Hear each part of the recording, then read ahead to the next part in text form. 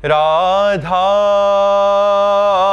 राधा राधा राधा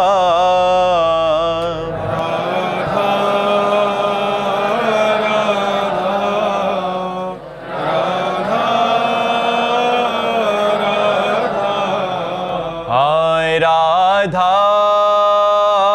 राधा राधा राधा राधा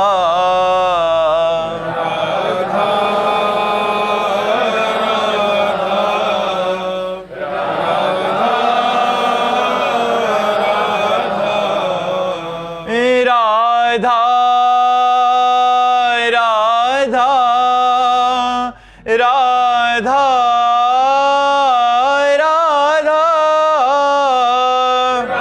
राधा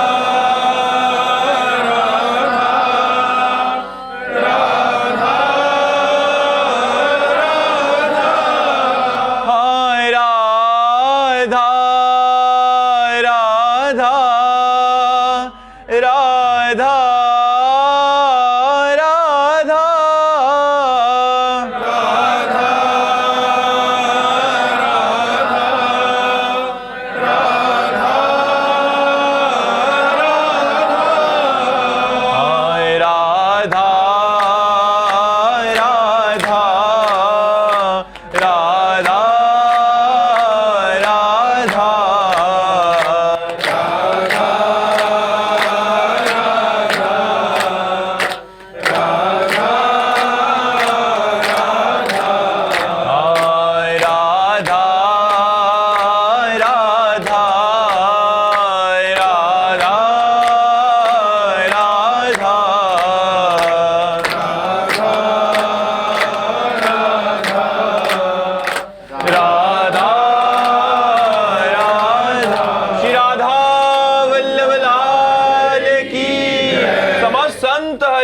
भक्तन की वृंदावन धाम की सतगुरुदेव भगवान की। मुंदड़ा जी चेन्नई से। राधे राधे महाराज जी।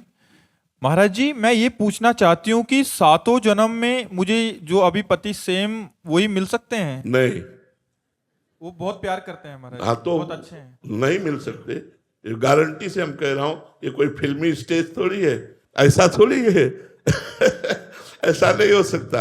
हाँ, एक उपाय हो सकता है, यदि आप भगवान की आराधना करें और भगवान से वर मांगे कि जो मेरे पति हैं ये 7 जन्म तक हमारे पति बने, और वो आशीष दे दे, वरदान दे दे, तो ये संभव हो सकता है, अन्यथा नहीं। क्योंकि दोनों के कर्म अलग अलग हैं, एक कर्म नहीं है दोनों का। दोनों के कर्म अलग अलग हैं, दोनों का प्रारब्ध अलग अलग है, दोनों के संचित अलग अलग हैं। तो इस जन्म में जो पति बना है वो अगले जन्म में पति बने या पुरुष बने बिल्कुल आवश्यक नहीं। जैसे हम एक घटना तुम्हें सुना रहे, एक की पत्नी बड़ी भक्त थी, वो पत्नी पर बहुत प्यार करते थे, पर पत्नी गुरु जी की आज्ञा से चलती थी, पर उनको संतों से कोई प्यार नहीं था, वो पत्नी से प्यार करते थे।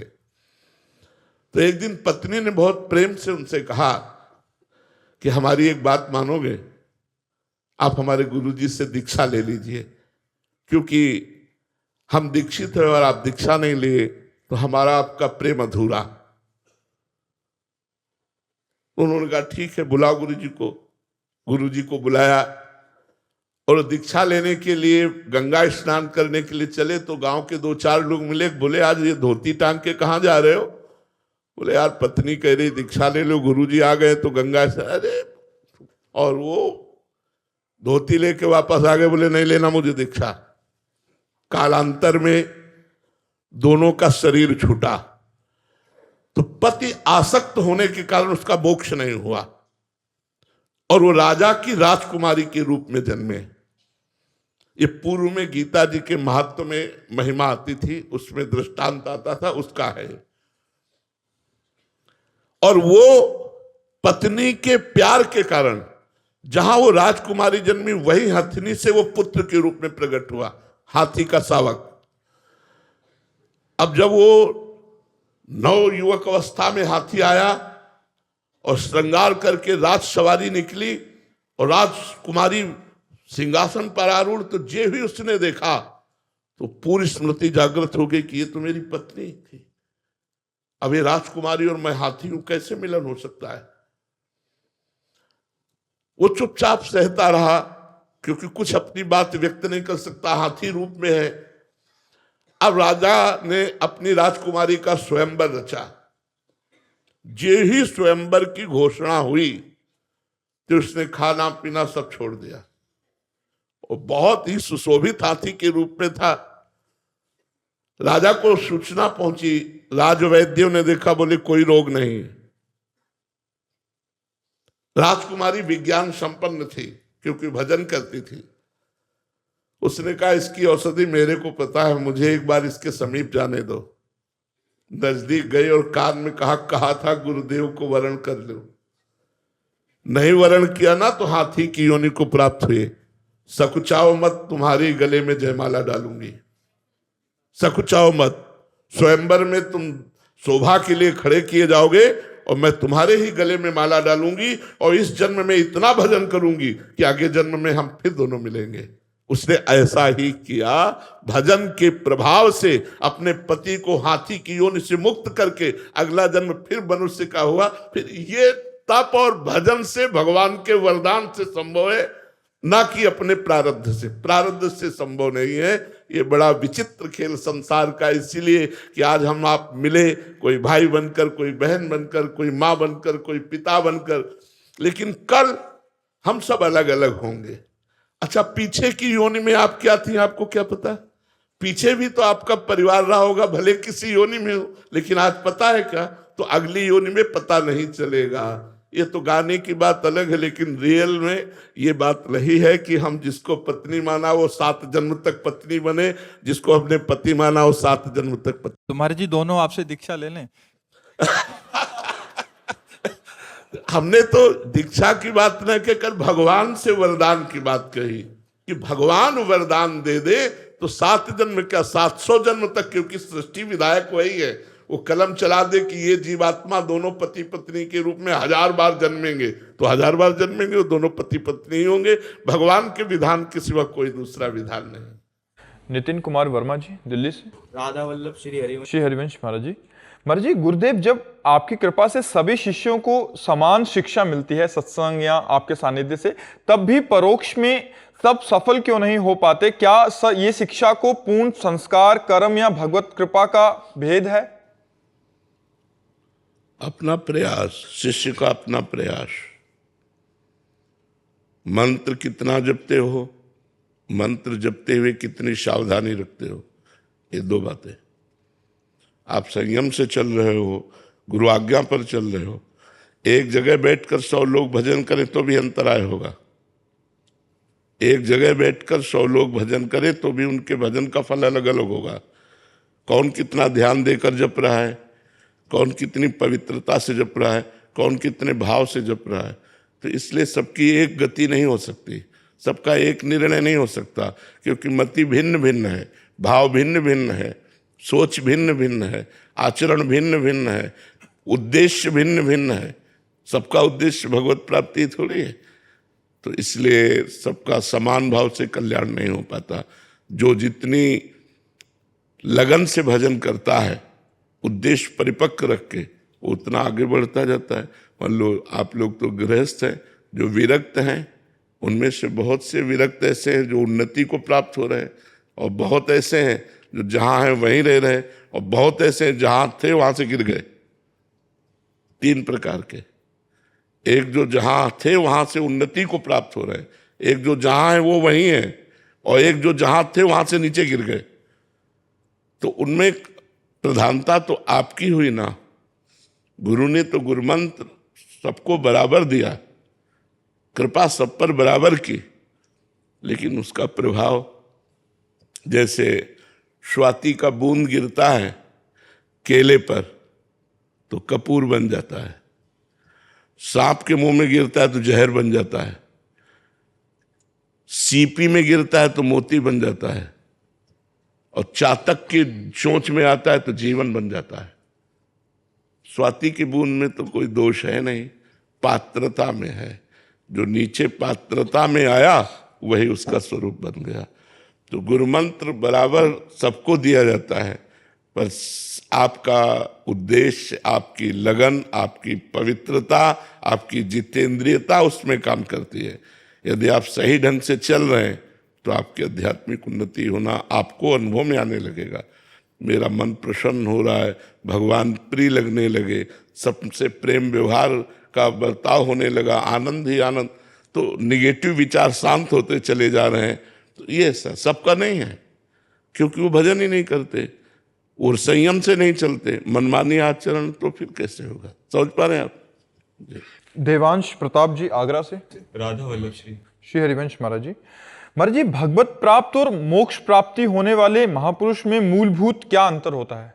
एक ही है, एक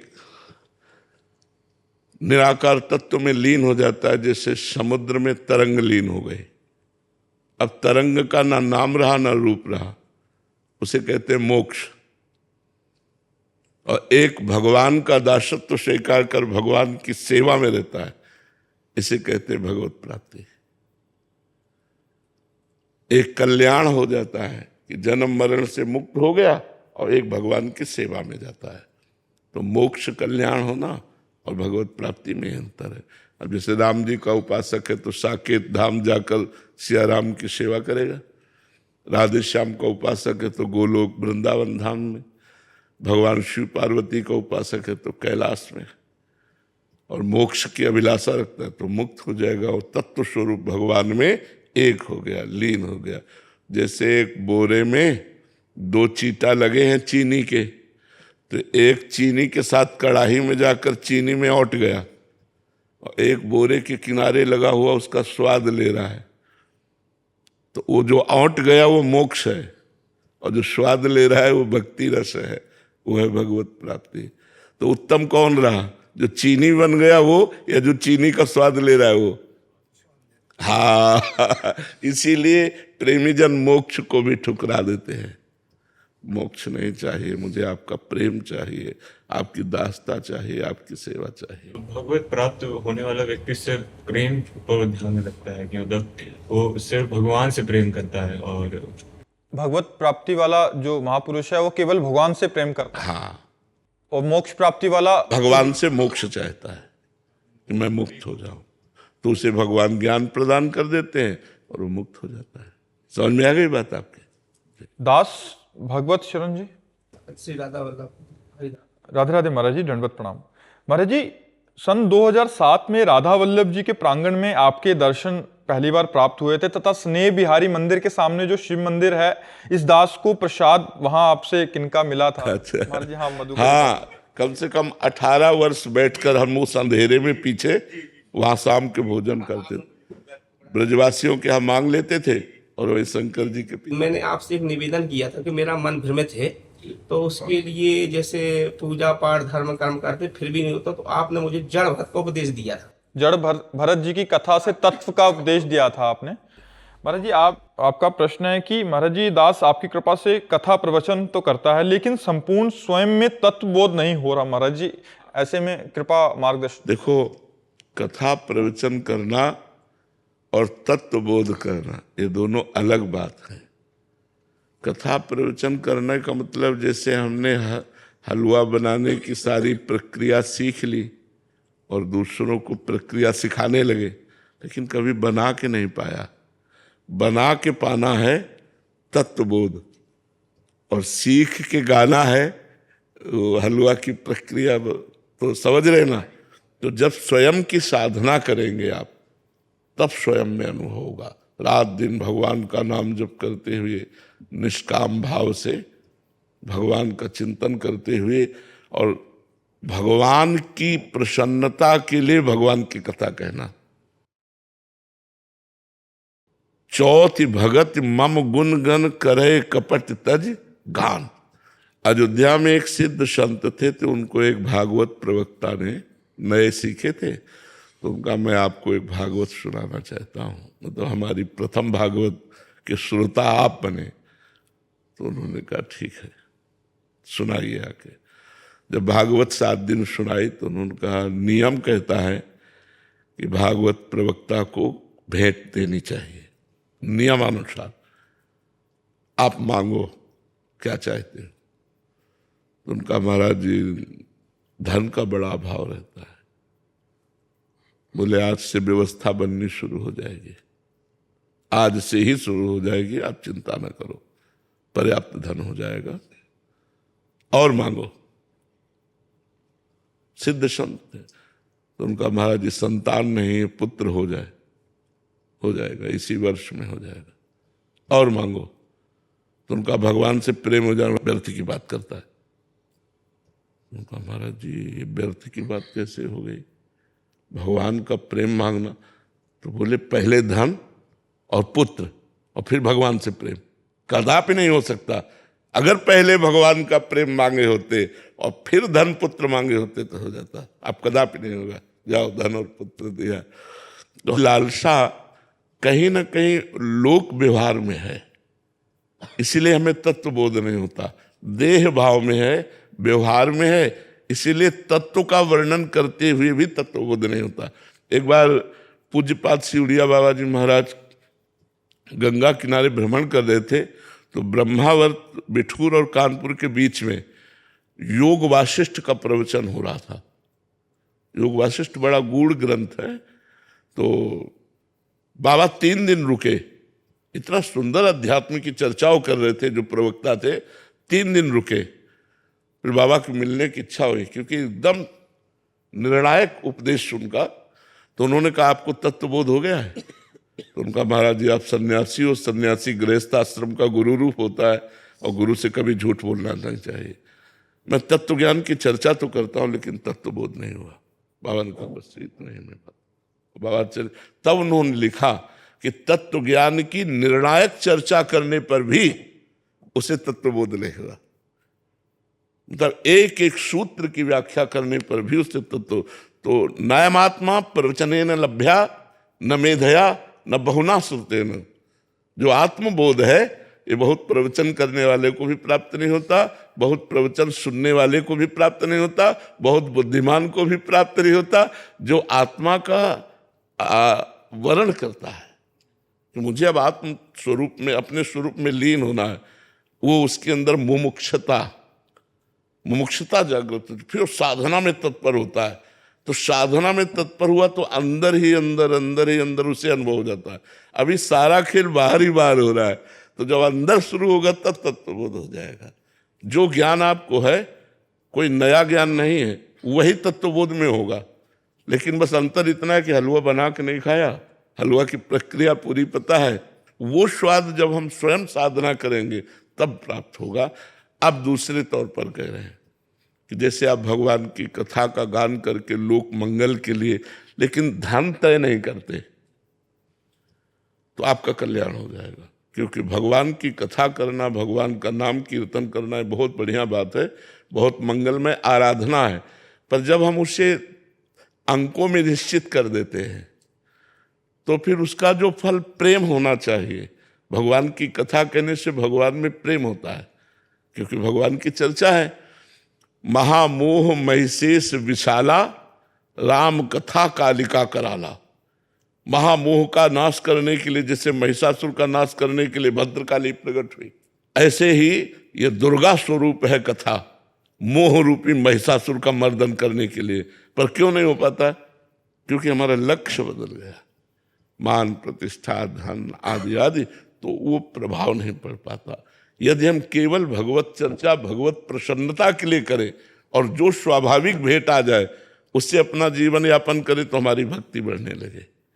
इसीलिए हमारी भक्ति वृद्धि को प्राप्त नहीं होती, और भक्ति प्राप्त हो जाए तो तत्वबोधि भी प्राप्त हो जाएगा, भगवान का दर्शन भी हो जाएगा। महाराज जी, आपने मुझे उपदेश यह दिया था, मुझे आज भी याद है कि अगर आप कुछ ज्ञान चाहते हो अथवा कुछ चाहते हो जीवन में तो कुछ बना रहे, तो उसके लिए संतों की चरण रज लीजिए। बिना महत पाद रजो विषय रहा बात है, रहु गणित तत्तपसा नयाति न चेजिया न निरपणाद ग्रहद्वा। हाँ, बिना महत पाद रजो विषय को। तो मुझे आज भी याद है गुरु जी आपके प्रवचन, मैं उन्हीं को जो है कि साक्षात करके अच्छा हाँ बहुत गुरुजी आप कष्ट- इतना सुंदर मुझे उपदेश दिया, मैं बहुत परेशान हो गया था, मन अशांत हो गया था, लेकिन आपके 5 मिनट के प्रवचन में बहुत शांत हो गया।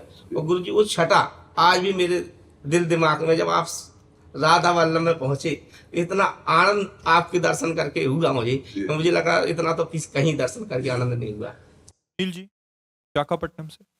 राधे राधे महाराज जी शरणागति शब्दों में आसान सी लगती है पर जीवन में मुश्किल होती है। वास्तविक भोगों शरणागति की का- प्रियता के कारण जो हमारी इंद्रियों को विषय प्रिय लगते हैं, उन्हें भोगने में सुख का अनुभव होता है, भ्रमात्मक, सत्य नहीं, भ्रमात्मक।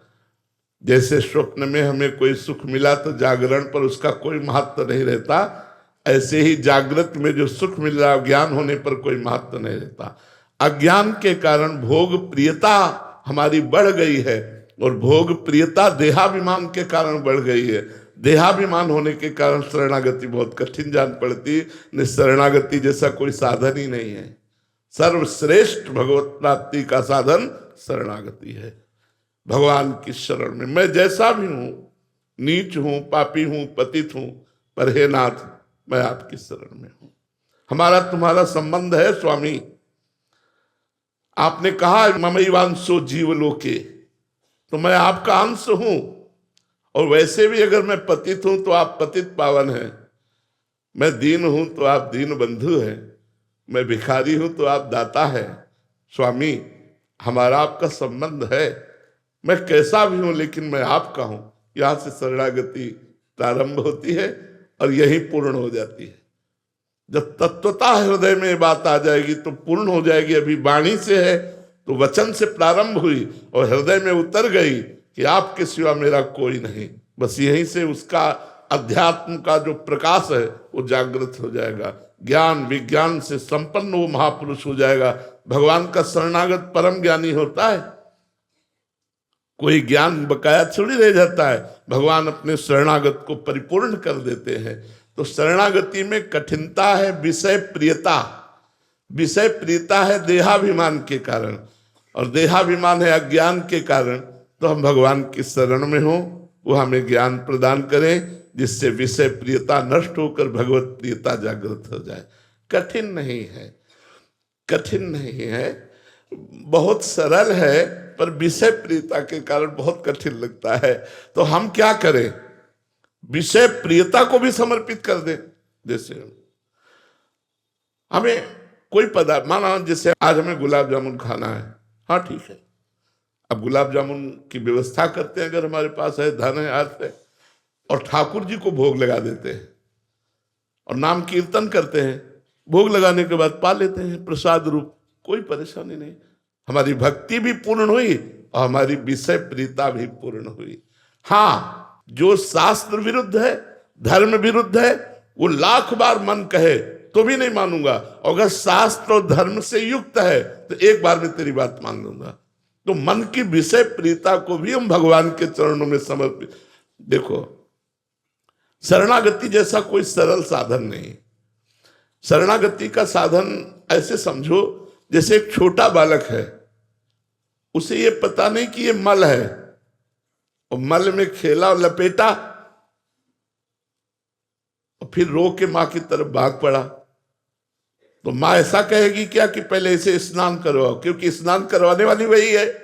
तो मां उसे उसी स्थिति में अपने हाथ में ले लेती है और बाथरूम जाती है और उसे पवित्र करती है, उसे श्रृंगारित करती है। ऐसे ही हम मल लपेटे हुए बालक की भांति भगवान की शरण में चले जाएं, वो हमारे सारे मलों को धोकर अपने लायक बना देंगे। बहुत करुणा सिंधु भगवान है। जो नर होए चराचर द्रोही, आवे सभय शरण तक मोही। चराचर का द्रोह करने वाला पापी भी हो, अपिचेत सुदुराचारो, भजते माम अनन्य भाग, साधुर्य समंतव्या सम्यक व्यवसिता हिस्सा। घोर पापी हो और भगवान की शरण में आ जाए तो कहते हैं उसे महात्मा मानो, क्योंकि मैं महात्मा बनाऊंगा। करो सत्य। हमारा इतिहास साक्षी है इस बात के लिए कि कितने वैश्यागामी, कितने चोर, कितने हिंसक लोग हमारे भगवान की शरण में सत्संग के प्रभाव से आए और महात्मा बन गए। महर्षि बन गए, ब्रह्म ऋषि बन गए, जगत पूज्य बन गए। जहां निंदनीय आचरण थे वहां वंदनीय बना दिया। ये हमारे भगवान की शरणागति है। कोटि विप्र बदला गए जाहू, आए शरण तजो नहीं ताहू। करोड़ों ब्राह्मण का मारने का वध हो, ब्रह्म ऋषियों का वध हो, और वो मेरी शरण में आ जाए तो भी मैं उसे नहीं त्यागता। हमारे भगवान के लिए शरणागति बहुत सरल साधन है। हम जैसे हैं, कामी है, क्रोधी है, लोभी है, विषयनाथ, मैं आपका हूं। बस अजात पक्षायु मातरम खगा, जैसे घोंसले में पंछी का बच्चा अभी पंख नहीं निकला, वो केवल माँ की बाट जो होता है, ऐसे हम केवल भगवान की कृपा की बाट जो है। नाथ मेरे में कोई साधन नहीं, केवल आपकी कृपा से मेरा उद्धार होगा। हे प्रभु मैं आपकी शरण में हूं। इससे बढ़िया साधन और क्या हो सकता है? शरणागति के लिए कोई नियम थोड़ी है। गंदा बच्चा अपने को साफ ही नहीं कर सकता, मां का कार्य है साफ करना। तो प्रभु मैं आ गया, हे पतित पावन, मैं पतित होकर आ गया, वो आप पावन कीजिए। बस केवल भगवान की शरण होने की बात है। वो सब ठीक कर लेंगे, पक्का ठीक कर लेंगे। उन्हीं के ठीक किए ही ठीक होता है। अपने कितना ठीक करेंगे, जितना ठीक करेंगे उतना और बिगड़ जाएगा, क्योंकि अहंकार हो जाएगा। ठीक तो भगवान से ही होते, तो हम भगवान की शरण में हो जाए। राम कुमार मिश्र जी। राधे राधे महाराज जी। महाराज जी, तुलसीदास जी महाराज जी ने कहा है कि एक घड़ी आधी में पुनियात, तुलसी संगत साधु की हरे कोटि अपराध। महाराज जी, इसका यथार्थ अर्थ अगर समझना। हाँ, जैसे एक घड़ी होती है 24 मिनट, आधी घड़ी होती है 12 मिनट, और पुनियाद 6 मिनट।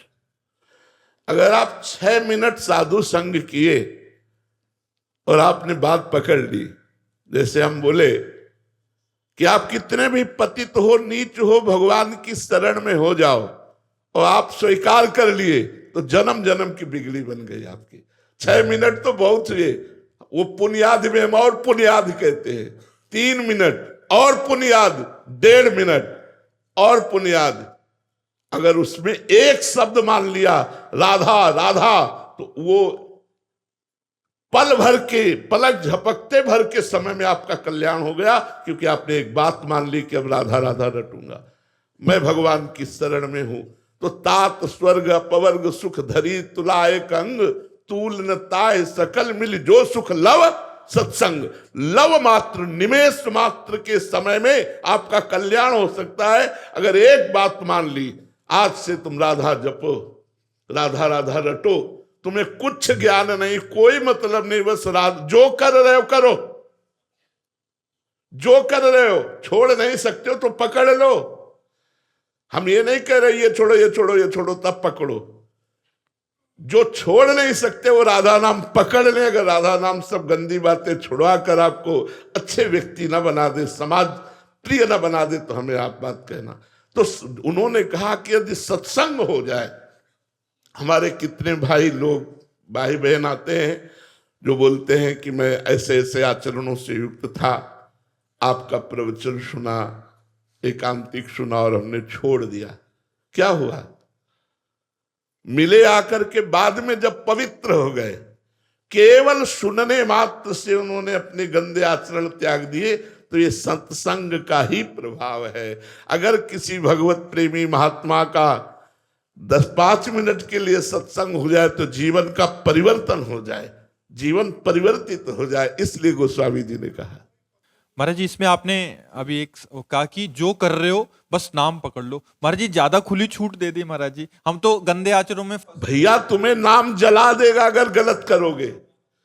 तुम्हारा हृदय इतना जलने लगेगा कि अपने आप कान पकड़ोगे बिना उपदेश के कि अगली बार से नहीं करूंगा, प्रभु मुझे क्षमा कर दो। जब नाम जप करोगे और गलत करोगे तो नाम जप इतना जला देगा तुम्हें, इतना अशांत कर देगा कि आपको एक बार बोलना पड़ेगा, आगे से नहीं करूंगा। तो ये नाम जप आपको खुद ठीक कर देगा। आप जप के तो देखो, आप करके तो देखो। सारा काम नाम कर दे, सब कुछ नाम। ए भाई, सब ज्ञान उदय हो जाता है। सब ज्ञान, सब वैराग्य, सब भक्ति। अगर हम में कमी है तो भगवान के भजन की कमी है। अगर हम नाम जप करेंगे, भजन करेंगे, सब पूर्ण हो जाएगा, सब सुख मिल जाएंगे। इह परलोक सकल सुख पावत, इस लोक में भी और परलोक में भी परम सुखी हो जाओगे। और कोई पैसा नहीं लगता। फिक्र को, चिंता को, चाह को मिटा करके फिर जो खेलता है उससे सातरति सतरति सा लोकांतारयति मम भक्ति युक्तो भुवनम पुनातु। मेरी भक्ति से युक्त होकर के लोक के लोक को पावन कर देता है। कौन? जो किसी से कुछ लेता नहीं। इसलिए निष्कामता, भगवान के प्रति समर्पण, भगवान की आशा, एक भरोसो एक बल एक आस विश्वास, एक राम घनश्याम हित चातक तुलसीदास। वो जगत मंगल, वो परम पावन भगवान की शरणागति उसके हृदय में उदय होती है। शरणागति कठिन नहीं है, कठिन है विषयों की प्रियता छोड़ना। अगर साधु संग हो जाए तो उसका रंग चढ़ जाए, पर साधु संग हो, साधु संग हो जाए तो बिना रंग चढ़े नहीं बच सकते। तुम्हारे दिमाग में हमारी बात घुस जाएगी और वो मंथन करेगी और तुमको जबरदस्ती परमार्थ में खड़ा कर देगी। इसका नाम साधु संग। एक घड़ी आधी में पुनियाद, तुलसी संगत साधु की कोटि कटे अपराध। अगर हमारा एक संग हो गया, एक बात मान ली, तो जीवन परमार्थ की ऊंचाई पर दौड़ने लगेगा। मान तो लो, केवल बात मान लो। परमार्थ किसके लिए? सिर्फ भगवान के लिए। सिर्फ हम माना हम कामी है, क्रोधी है, लोभी है, मोही है, लेकिन भगवान के हैं, भगवान के लिए हैं। ये दोष भगवान की कृपा से नष्ट होते हैं। लेकिन हमें संसार नहीं चाहिए, हमें भगवान चाहिए, तब ये बात पुष्ट होती है। यहां संसार चाह, कोई ऐसा संतुष्ट हमें बताओ। संतुष्ट वही है जिसने चाह मिटा दी तो फटी लगोटी में भी वो बादशाह है। 7 गांठ कौपीन में इंद्र बापुरो कौन। लंगोटी में 7 गांठ लगी हुई, लेकिन देवराज इंद्र भी ललचारे उसकी सेवा के लिए, और उसको नहीं चाहिए कुछ। जिसे नहीं चाहिए वो भगवत प्राप्त या भगवत भक्त, चाहिए वो संसारी। चाह ही बंधन है। सेवक जी महाराज कह रहे हैं, वेद विद्या पढ़त कर्म धर्मन करत। वेद विद्या पढ़ रहे हैं, बड़े बड़े कर्म धर्म कर रहे हैं, पूरा जीवन आयु व्यतीत होती जा रही, लेकिन आस की पास नहीं तोरी जानी। सकल स्वार्थ करत रहत जनमत मरत, सुख और दुख के होत मानी। सब स्वार्थ वशात हो रहा है। कैसे मंगल हो, परमार्थ का कैसे स्वरूप प्रकाशित हो? अध्यात्म में ऐसे नहीं है, अध्यात्म में ऐसे है। ऐसे करना। हमारे सेवक जी महाराज कह रहे हैं कि भोगतें और देह और न जाचही। हरिवंश धर्मी खूब उसमें आनंद में फूलता है, दूसरों को देता है, मांग नहीं करता। अगर मांग करता है तो हरिवंश का नहीं, मांग करता है तो राधा वल्लभ लाल का नहीं। मांग है तो सिर्फ किशोरी जी से मांग है। आसास्य दास्यम वृषभानुजायास, केवल हमें वृषभानु नंदिनी का दास्य चाहिए। ये आसास्य दास्यम वृषभानुजायास। तो परम मंगल के लिए चाह मिटाना है, चाहे वो गृहस्थ हो, चाहे वो विरक्त हो। चाह अगर मिट गई तो परमानंद की प्रजा ही न चाही कबहु कछु, कबहु कछु। इसको उतारा जाए जीवन में, जा ही न चाही कबहु कछु। बोले गृहस्थी में जरूरत है तो परमात्मा देख रहा है, वो पूरी करेगा। चाह करने की जरूरत क्या है? वो आगे से आगे पूरी करता रहता है, सबकी पूरी करता है। पशु पक्षियों को, सबको। आप तो बुद्धिमान हैं, जिनकी बुद्धि काम नहीं करती उनका भी भरण पोषण कर रहा है। लाखों प्रकार के जीव जंतु, 84 लाख योनियां, सबका भरण पोषण कर रहा है। वो अपने जनों का भरण पोषण नहीं करेगा? वो अपने शरणागतों का भरण पोषण नहीं करेगा? हमारी श्रद्धा, हमारी विश्वास की कमी है, इसलिए चाह पैदा हो जाती है। नहीं, चाह मिटा दे मोक्ष, और चाह ही बंधन है। मोनिका अग्रवाल जी। राधे राधे महाराज जी। महाराज जी, अगर किसी के प्रति ईर्ष्या भावना होने लगे और इस ईर्ष्या भावना को शांत करने के लिए क्या करें? हाँ, उसको मानसिक प्रणाम करो। जब वो दिखाई दे या जब उसका चिंतन हो तो प्रणाम करो कि मेरे भगवान इसके अंदर भी विराजमान है। अगर हम भगवत भाव करेंगे तो ईर्ष्या मिट जाएगी, नहीं तो ईर्ष्या जलाती रहेगी। और ईर्ष्या द्वेष को उत्पन्न करती है, और द्वेष स्वयं का नाश कर देता है। दूसरे का होगा कि नहीं होगा, अपना पुण्य नाश हो जाएगा, अपनी बुद्धि भ्रष्ट हो जाएगी, हमारे अंदर क्रोध आ जाएगा, हिंसा की वृत्ति आ जाएगी, उसका बुरा मनाने की वृत्ति आ जाएगी, ये हमारी कमी हो जाएगी। जिस पर हमारी ईर्ष्या बढ़ रही हो, मत्सरता, मेरे से आगे निकला जा रहा है, या उसकी उन्नति देख करके या किसी भी तरह उसे भगवत भाव से प्रणाम करना चाहिए कि हे भगवान आप इस स्वरूप में हो, मेरे हृदय की ईर्ष्या को मिटा दो। निश्चित निश्चित ये अमोघ दवा है, उसे भगवत भाव से प्रणाम करो। जब उसका चिंतन हो तब प्रणाम करो, जब वो दिखाई दे तब मानसिक प्रणाम करो, आप देखो ठीक हो जाओगे। आप करके देख लो, ये प्रयोग करके देख लो। महाराज जी पीछे पीछे से करें, उसको पता भी ना लगे। नहीं, उसको पता नहीं चलना चाहिए, नहीं फिर और कटाक्ष करेगा आपके ऊपर तो सह नहीं पाओगे। मानसिक कहा है, मानसिक प्रणाम करो, नेत्रों से प्रणाम करो। श्री राधा वल्लभ लाल की। रसशेखरी शरण जी वृंदावन से। महाराज जी, जिसका दृढ़ लक्ष्य भगवत प्राप्ति हो गया है, उस साधक के क्या लक्षण है? नारायण हरि भजन में पांचों न सुहात, विषय भोग, निद्रा, हंसी, जगत प्रीति, बहुबात। ये 5 पॉइंट बताए नारायण स्वामी ने कि जिसको भजन मार्ग में रुचि हो गई है, नारायण हरि भजन में, तो उसको 5 बातें अच्छी नहीं लगती। निद्रा, बहुत नींद लेना, हंसी मजाक करना, बहुत प्रपंच की घंटों खड़े बातें करना, बहुत स्वादिष्ट भोजन करना।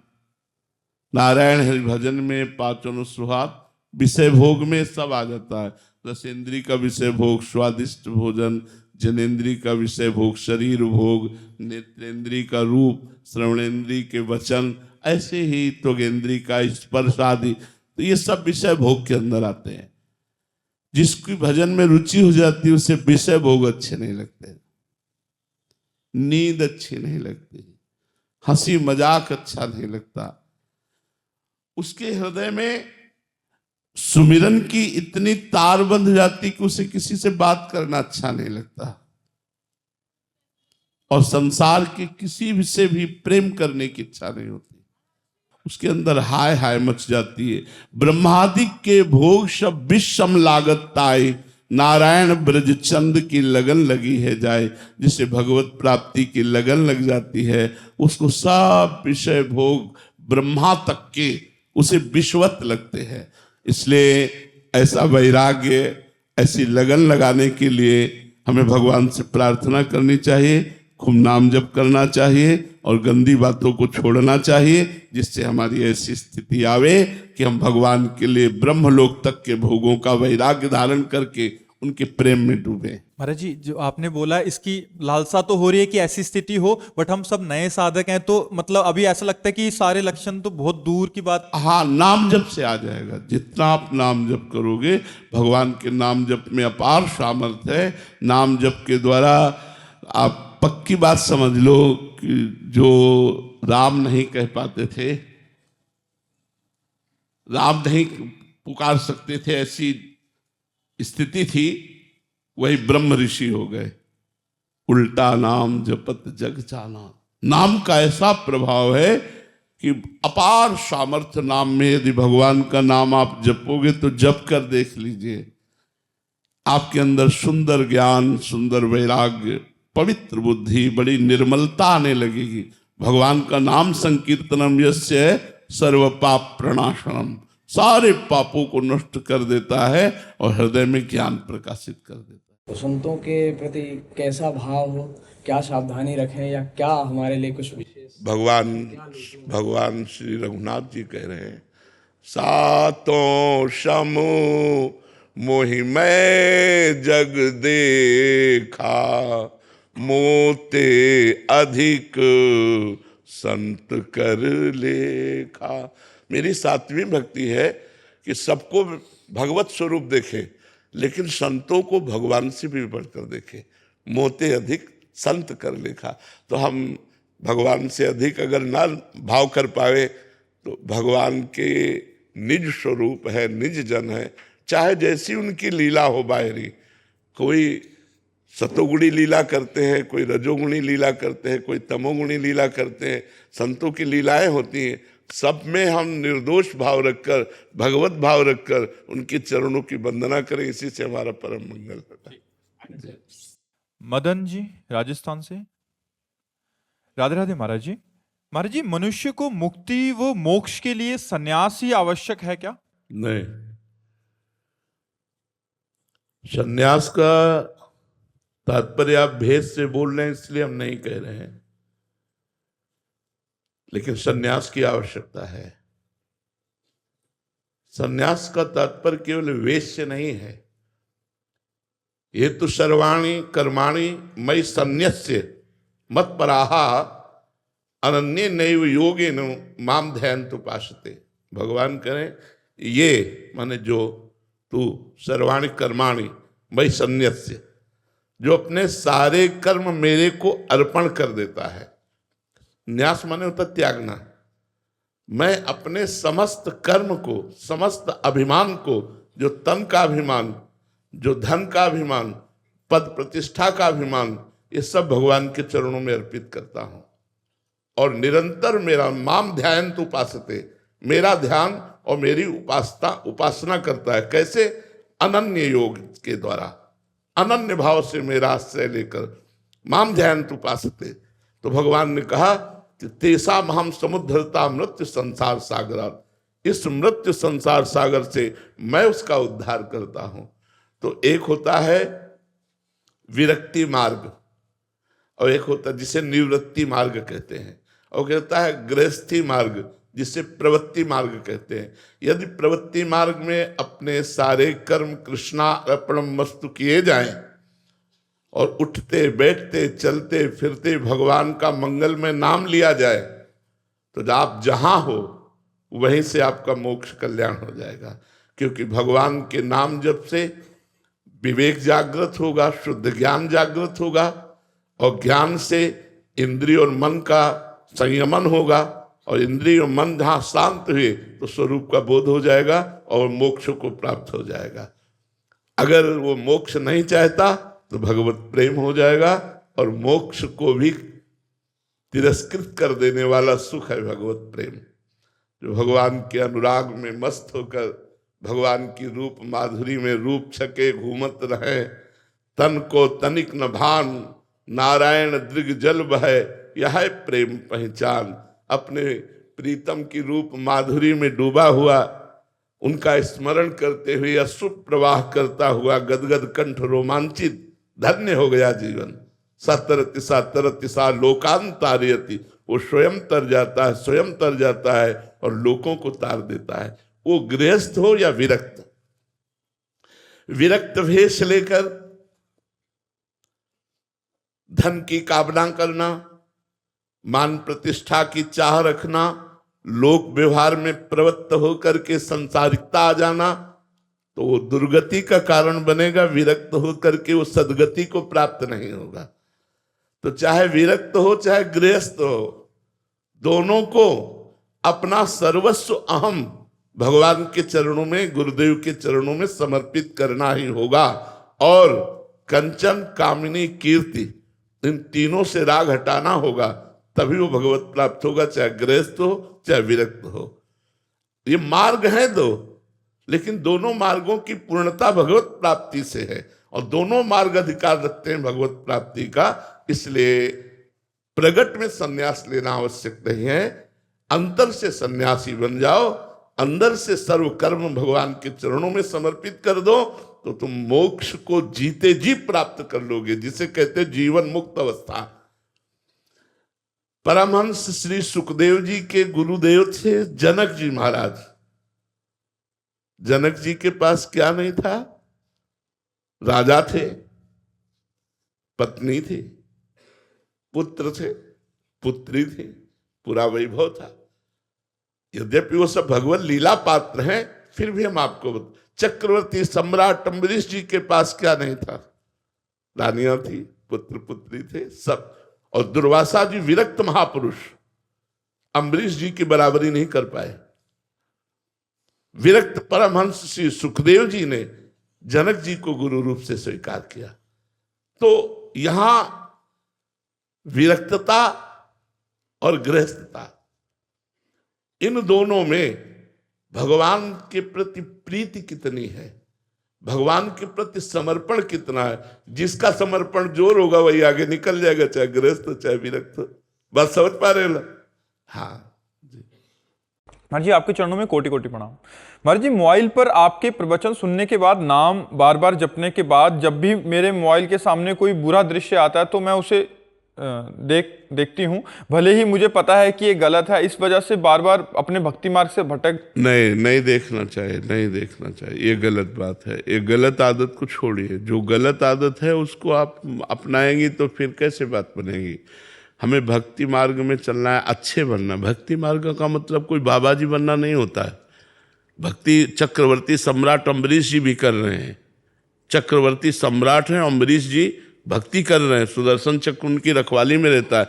भक्ति का कोई तात्पर्य ऐसा नहीं कि वेश बदल लेना ही भक्ति है, या मतलब बाहरी दिखाओ, ये सब नहीं है। आप पैंट शर्ट में, आप सलवार कुर्ता में, आप साधारण वेश में भक्ति हो सकती है, क्योंकि वो भक्ति का मतलब होता है प्यार, अच्छे आचरण करना और दिल से भगवान को भजना। उसका मतलब बाहरी से केवल नहीं होता। अब हम लोग विरक्त हैं तो हमारा ये पोशाक है, हमारी बाहरी पोशाक भगवत स्वरूप है। आप लोग गृहस्थ हो, आप गृहस्थ में हो, लेकिन हमको गलत आचरण जो हम जानते हैं गलत है, अगर आप गलत दृश्य देखोगे तो गलत आचरण करने का मन होगा कि नहीं होगा, उसमें रुचि होगी कि नहीं। तो गलत आचरण करोगे तो फिर भक्ति का मतलब क्या रहा। एक बात समझो, भक्ति का मतलब क्या रहा। एक तरफ आप संत के प्रवचन सुन करके अच्छे बनना चाहते हैं, एक तरफ गलत दृश्य देखकर तो गलत आचरण, तो आपकी उन्नति नहीं होगी, आपकी आध्यात्मिक उन्नति नहीं होगी। इसलिए आपको कठोर बनना पड़ेगा, उन दृश्यों को तुरंत हटाना पड़ेगा। जो दृश्य हमारे मार्ग के नहीं है हमको उनको नहीं देखना है, हमें गलत बातें नहीं देखनी। और आज हमारे नौजवान बच्चे गलत बातें देख देख कर बहुत ज़्यादा गलत होते जा रहे हैं, गलत आचरणों में प्रवृत्त होते जा रहे हैं, क्योंकि मोबाइल वो सब कुछ दिखा देता है। तो ये सब बातें अगर करोगे तो भक्ति कैसे होगी। बिल्कुल नहीं, अच्छे बच्चे बनो और ये जब गलतियां हैं इनको छोड़ो, बिल्कुल छोड़ो। सचिन जी शिमला हिमाचल से, राधे राधे महाराज जी। महाराज जी, आपके चरणों में दंडवत प्रणाम। महाराज जी, भगवत मार्ग के पथिक को भगवत साक्षात्कार होने से पहले ऐसे कौन कौन से अनुभव या संकेत या भाव मिलते हैं जिससे पता चले कि वो सही मार्ग पर चल रहा है। काम आदि विकार निष्प्रभावित होने लगते हैं। जो पूरे त्रिभुवन को अधीन किए हुए है काम, भक्त के हृदय में वो स्फुरित होता है और नष्ट हो जाता है। जब काम का आकर्षण, परिवार के मोह का आकर्षण, धन की महत्व बुद्धि, मान प्रतिष्ठा, ये सब छूटने लगने लगे तो समझना चाहिए कि जो मैं नाम जप कर रहा हूँ, जो भगवत कथा वार्ता सुन रहा हूँ, सत्संग सुन रहा हूँ, अध्यात्म में चल रहा हूँ, उसका लाभ हमें मिल रहा है और हम उन्नति को प्राप्त हो रहे हैं। यदि विकार ग्रसित बुद्धि है, धन पर महत्व बुद्धि है, मान प्रतिष्ठा की चाह है, अभी भजन का रंग नहीं आया।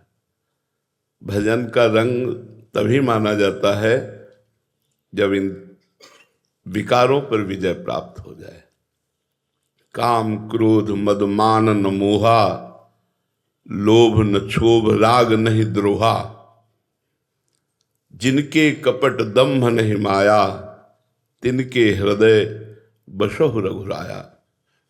जहाँ काम क्रोध अभिमान द्वेष राग ये सब नष्ट हो चुके हैं, शांत हृदय है, कोई चाह नहीं, एक अद्भुत आनंद, एक अद्भुत उमगन, प्रतिपल यही कब मिलेंगे प्रभु, कब मिलेंगे प्रभु।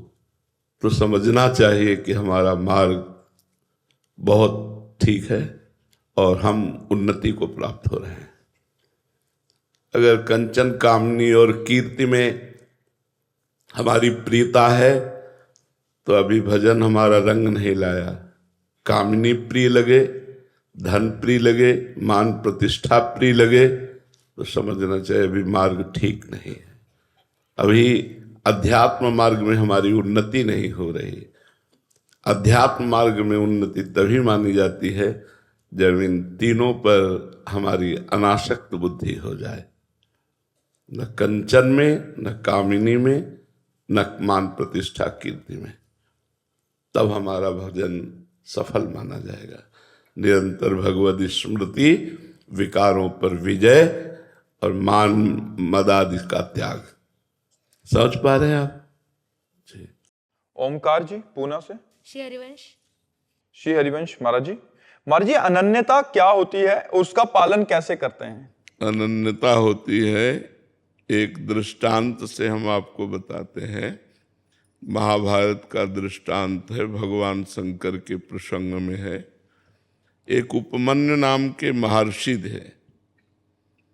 वो जब बाल्यावस्था के थे तो कि अपने मित्रों के साथ वो किसी दूसरे ऋषि के घर खेलने गए, तो वहां उन ऋषि ने अपने बच्चों के साथ उनको भी गाय का दूध पिलाया। बड़ा अच्छा लगा। वो जो ऋषि गाय का दूध पिलाए वो उपरोहित कर्म करते थे, और ये जिनके पिता उपरोहित कर्म नहीं करते थे, ऐसे के पुत्र थे उपमन्यु जी। उपमन्यु जी घर आए और कहा हमें दूध पिलाइए। बहुत हट किया तो उन्होंने समझाया कि हम उपरोहित कर्म नहीं करते, हम तो जंगल के कंदमूल फल से अपना गुजारा करते हैं, तुम्हें कहाँ से गाय का दूध पिला दे। जब बहुत हट किया तो जो जंगली चावल होता है उसको पीस करके उन्होंने दिया। बालक थे तो उन्होंने पिया और कहा ये वो दूध नहीं है जो उनके घर में पिया। तो माँ ने डांट के कहा यदि तुम्हें दूध चाहिए तो भगवान शंकर की तपस्या करो और तप के द्वारा वरदान प्राप्त करो, क्षीर समुद्र का दूध पियो। गाय की क्या बात है, क्षीर समुद्र का दूध पियो। तो उन्होंने कहा हमें भगवान शिव की साधना का उपदेश दीजिए। तो ब्रह्म ऋषि थे उनके पिता, उन्होंने उनको दीक्षा दी भगवान शिव की और आराधना बताई।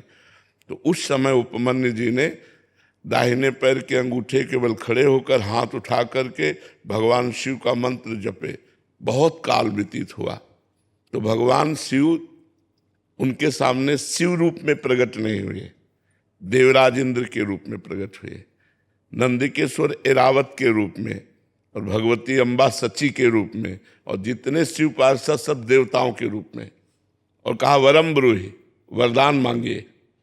तो उन्होंने आँख खोला तो देखा देवराज इंद्र, तो प्रणाम किया और कहा देवराज इंद्र मुझे आपसे कुछ नहीं चाहिए, मैं भगवान शंकर का भक्त हूँ, मैंने भगवान शंकर की आराधना की है, मुझे जो कुछ चाहिए वो शंकर से चाहिए। तो वो निंदा करने लगे, क्योंकि भगवान शंकर ही थे, चिता की भस्म लगाते हैं, मुंडों की माला पहनते हैं न ऐसा। तो उनका सावधान, हमारे ही सामने हमारे इष्ट की यदि निंदा करोगे तो हमको असमर्थ मत समझो। मैं ऋषि बालक हूं, अगर शाप दे दिया तो आप भी भस्म हो जाओगे। तो फिर वो निंदा शुरू कर दी, क्योंकि वो भगवान शंकर ही थे ना। तो उन्होंने कहा देवराज इंद्र, अगर भगवान शंकर मुझे श्वान बना दें तो मुझे स्वीकार है, और तुम अपना देवराज इंद्र पद देना चाहो तो भी स्वीकार नहीं है। मैंने भगवान शंकर की आराधना की, अब एक भी शब्द अगर भगवान शंकर के प्रति बोले तो मैं दंड देने में समर्थ हूं। फिर वो बोलने लगे, तब उन्होंने अघोर मंत्र का प्रयोग किया। ये मंत्र सिद्ध हो जाए तो किसी के भी ऊपर मारण, मोहन, वशीकरण, उच्चाटन आदि का, इसे अघोर मंत्र कहते हैं। क्योंकि हम सही उपासना से आए इसलिए हमें इसका ज्ञान है। जे ही मंत्र को प्रहार किया जल लेकर के, तो नंदिकेश्वर ने जल को लोप लिया और कहा अपने इष्ट मंत्र से इष्ट पर ही प्रहार करते हो। तो देखा भगवान शंकर नंदिकेश्वर पे विराजमान, उमा सबसे पार्षद। तो उनका प्रभु ये क्या लीला थी। तो उनका मैं तुम्हारी अनन्यता की परीक्षा ले रहा था, तुम अनन्य निकले, इसलिए जाओ, रोज तुम्हें क्षीर समुद्र का दुग्ध मिलेगा